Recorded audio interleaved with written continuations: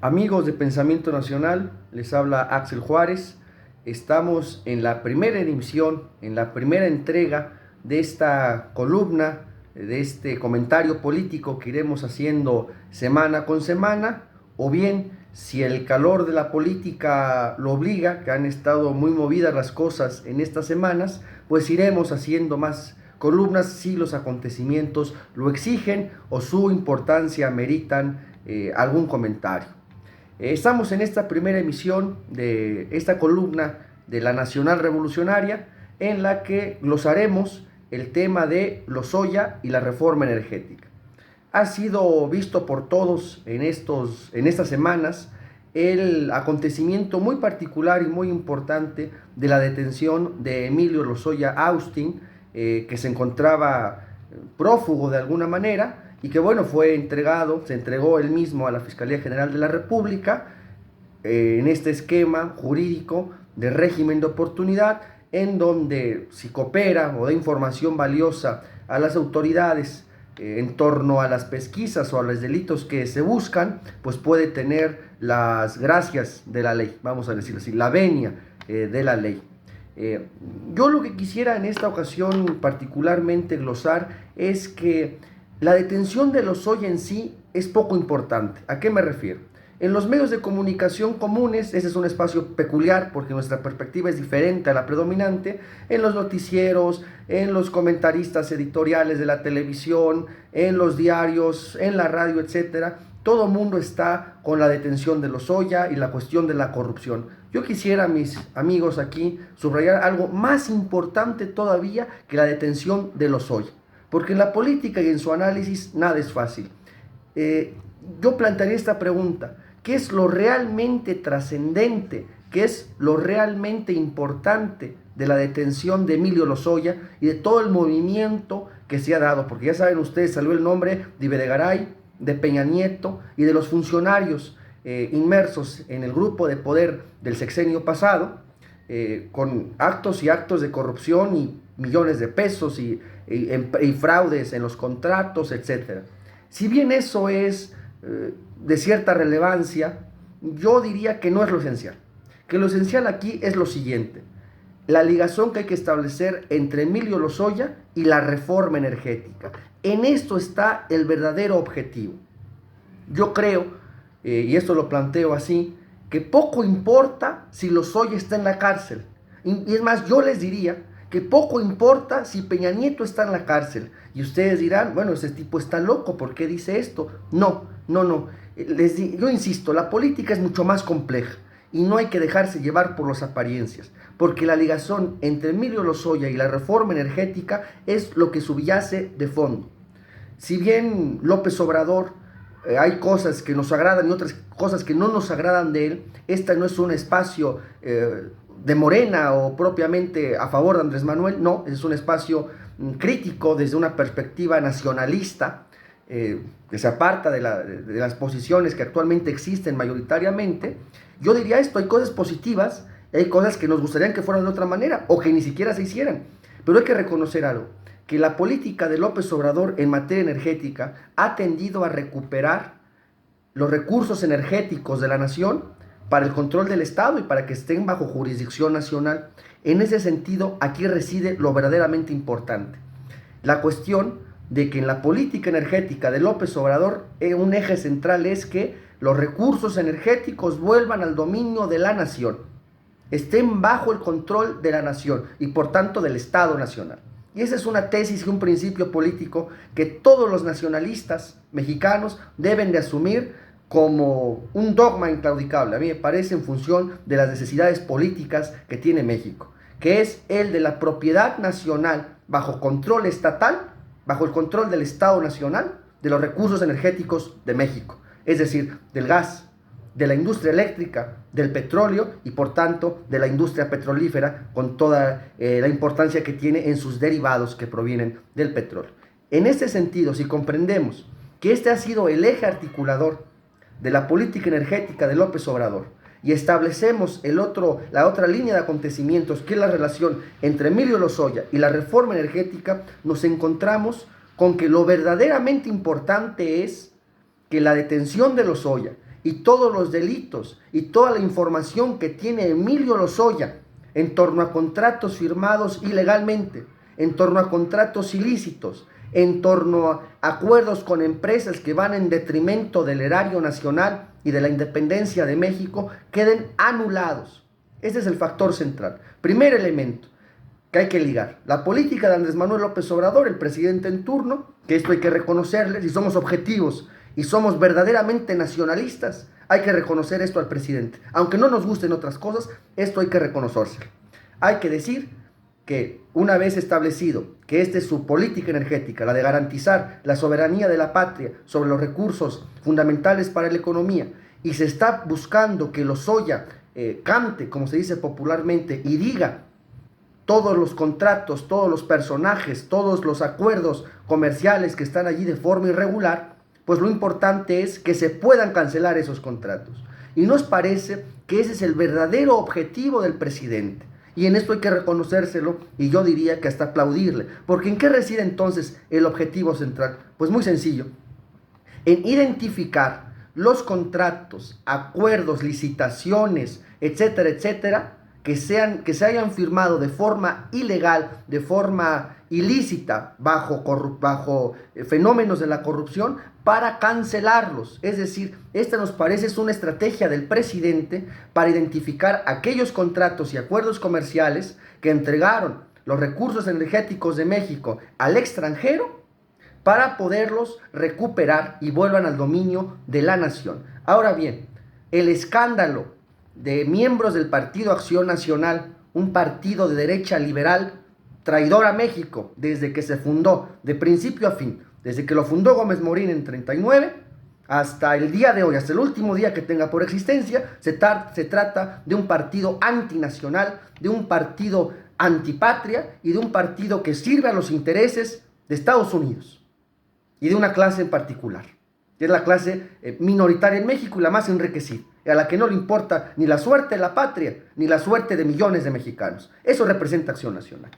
Pero, insisto, los actos que ustedes han visto en la televisión de los miembros de Acción Nacional, senadores y diputados repartiéndose los millones para aprobar la reforma energética, nos demuestra algo más grave. No hay que reducirlo, mis queridos amigos, al asunto de todos son corruptos, a todos les gusta el dinero. Eso no es lo fundamental. Lo fundamental aquí, ¿qué es? Que esa reforma energética, ¿cuál fue la esencia de la reforma energética? Que las compañías petroleras y energéticas extranjeras usufructuaran con los recursos de México, poniendo en riesgo la economía nacional y la independencia de la patria.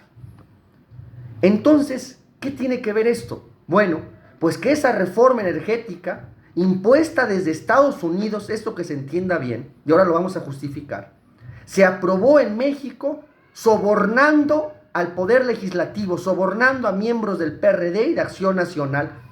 Eso es lo que está verdaderamente en discusión. Yo quiero comentarles algo, y eso está, no hay que ser un miembro de la CIA para saberlo. Está en internet, es cosa de saber buscar bien. El documento es público. Un año antes de que se firmara y comenzara el debate de la reforma energética en México, el Comité de Relaciones Exteriores del Senado norteamericano y de su Cámara de Representantes después, tenía un estudio detallado de cómo tenía que hacerse la reforma legal para que compañías extranjeras pudieran participar en la explotación de los recursos energéticos de México. Un año antes, el Comité de Relaciones Exteriores del Senado norteamericano, cuya control lo tenía entonces Hillary Clinton, del Partido Demócrata, tenía ya establecidas las pautas bajo los que se tenía que llevar la reforma energética en México. Un año antes. Se trata sin duda alguna esa reforma energética de una reforma al servicio de los poderes transnacionales, de las empresas transnacionales que querían tener el control de los recursos energéticos de México. Esa es la tesis central. Ahora bien, conjuntando los elementos, se trata sin duda alguna de un acto de alta traición, de traición a la nación, el que los legisladores hayan aprobado esa reforma energética. Y peor aún, que se hayan servido de sobornos el gobierno de Peña Nieto para aprobar una reforma que iba contra el interés nacional de México. Eso es lo que está en juego. más allá de la corrupción que ustedes pueden ver, mis queridos amigos, y que todo el mundo lo vemos, y que es realmente algo nefasto, no es lo fundamental. Lo fundamental aquí, insistimos, es, en primer lugar, que la detención de Lozoya lleve a identificar los contratos y acuerdos comerciales dados de forma ilegal y corrupta con empresas extranjeras. Segundo, que quede expuesto cómo esa reforma impuesta desde Estados Unidos se impuso en México por Peña Nieto, porque son los intereses a los que ellos servían con Luis Videgaray, que debería ser enjuiciado por alta traición, ¿no? Y que en México esa reforma se aprobó por Acción Nacional y promiembros del Partido de la Revolución Democrática del PRD bajo sobornos. Es doble traición entonces. Son unos corruptos y unos traidores, que es lo peor que puede haber. En síntesis, y para acabar este comentario, de esto se trata.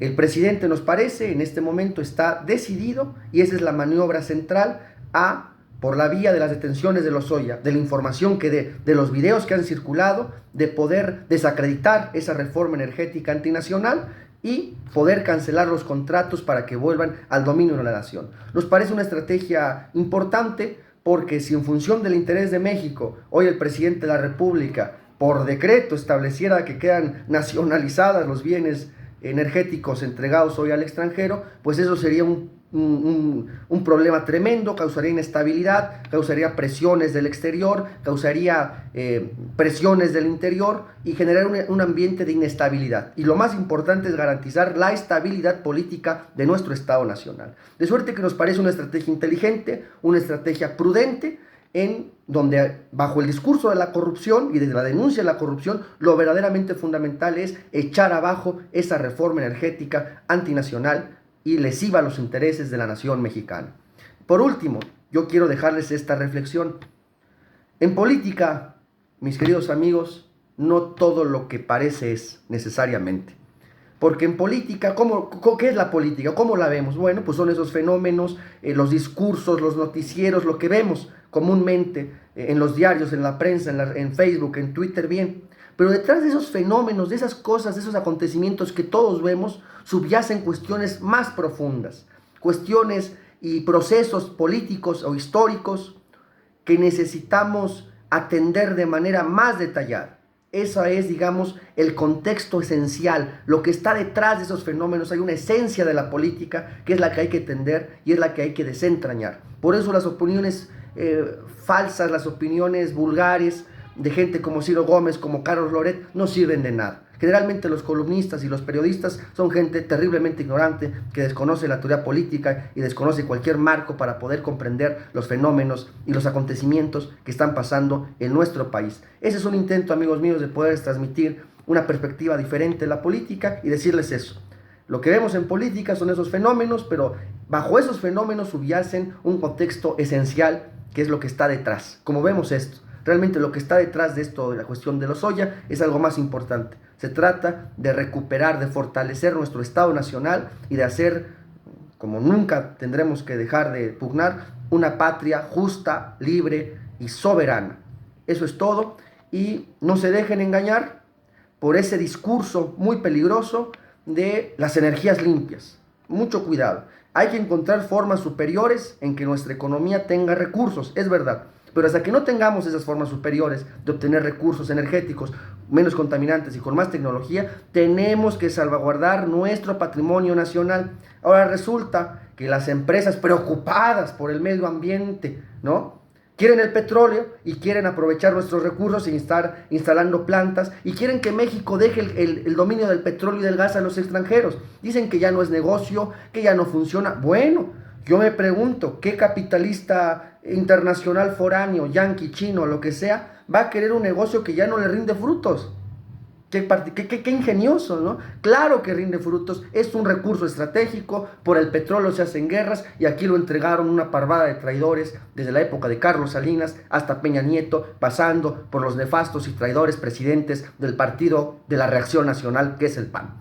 Dicho esto, hay que estar pendiente, no se dejen engañar por esos discursos, y yo cierro con este ejemplo. En Alemania, que tenían un proyecto utópico de prescindir no solamente de la energía a través del carbón, sino encima de la energía nuclear, que es de las energías más limpias que puede haber sobre este planeta, querían prescindir de ellas. y estar con panelitos solares y la energía eólica. Bueno, pues llegaron a la conclusión el Ministerio de Economía alemán de que la energía que podría producir por vía solar o eólica no iba a ser capaz de sostener a la industria alemana, y dijeron que era imposible, que había que continuar usando las energías hasta ahora tenidas e impulsando la energía nuclear. Es decir, es un mito. Qué interesante, nos vienen las fundaciones y las empresas gringas, yanquis, a decir, o de otros países canadienses a decir, es que están escudando la energía, las llamadas energías limpias, pero se quieren quedar con el petróleo y el gas y la electricidad, ¿no? Entonces de esto se trata, amigos míos,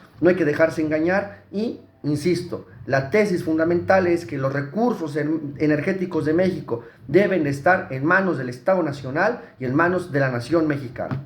Yo me despido enviándoles un fuerte abrazo, esperando que les agrade esta breve columna, esta breve alocución.